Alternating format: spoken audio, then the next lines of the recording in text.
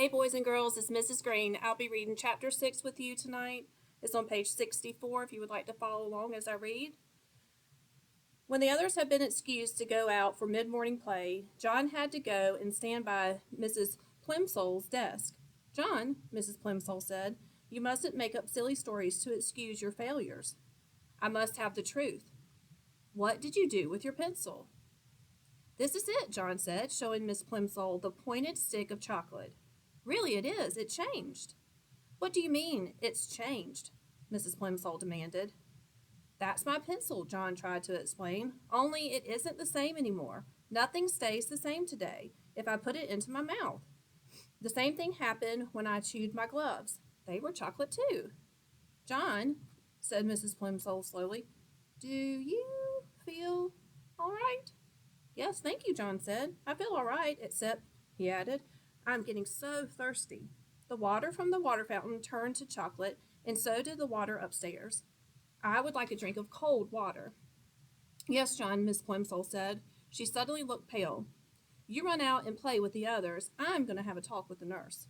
"And John," Miss Plimsoll said, as he started towards the classroom door, "here's another pencil. Be a good boy and try not to lose it. I'm afraid I'll have to keep this piece of chocolate until school's out. You know we don't allow anyone to eat candy in class." Miss Plimsoll put the slightly chewed chocolate pencil in her desk drawer, and John went out to look for Susan. He found her skipping rope with 2 girls in his class. John usually scorned skipping rope. He preferred hide and seek, tag, FBI, and spies, kick the can, or any other good, exciting game. Jumping up and down in one place just to avoid being hit by a rope seemed silly to him. But he was sorry for having spoiled Susan's silver dollar, and he was willing to make a sacrifice. "Susan," he said. Susan continued to bounce on one foot as her 2 friends swung the rope over and under, over and under, over and under her. She didn't seem to notice John. "I'll skip with you," he offered. Susan stopped, and the rope was caught by her shins. "Let's try doubles, backwards," she said, but not to John. She ignored John. "You go first, Betty. Ellen, you go second. I'll go last. The one who does the most times gets the first slice of my birthday cake." Susan looked at John, raised her eyebrows, shut her eyes, and stuck out the tip of her pink tongue. Then she turned back to the girls and smiled. Ellen whispered in Betty's ear, and Betty whispered in Susan's ear. Then all 3 of them looked at John and at each other and burst out laughing. "Oh, Susan," John protested, "I didn't mean to do it. The trouble is, there's something magic about me today. Everything I put into my mouth turns to chocolate."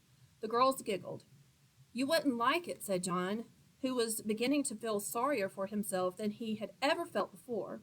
"I think it's getting worse," he added reproachfully. "At first, just the part in my mouth turned to chocolate, but when I nibbled the end of my pencil, then the whole pencil changed." Susan said. The others hooted with glee. "Maybe I'll get sick and die," John warned. "Maybe I'll turn to chocolate myself. Then you'll be sorry." I don't believe one word about the chocolate," Susan said. "And if it was true, you'd be glad, because all you ever like eating is chocolate." "If you don't believe me," John retorted, "just give me that skipping rope and I'll prove it." The girls looked questioningly at each other for an instant, but as they hesitated, the bell rang and it was time to go back to the classroom. The rest of the morning passed slowly for John. He was afraid that his mother was going to be cross about the missing gloves. She might not accept the excuse that he had eaten them. He regretted his messed up arithmetic test. He was sad about Susan's anger and disbelief, and he was getting terribly thirsty. Once during geography and once during art, he was excused to get a drink of water. Both times, however, he swallowed nothing but sweet chocolate. His mouth was getting stickier and sweeter and drier by the minute.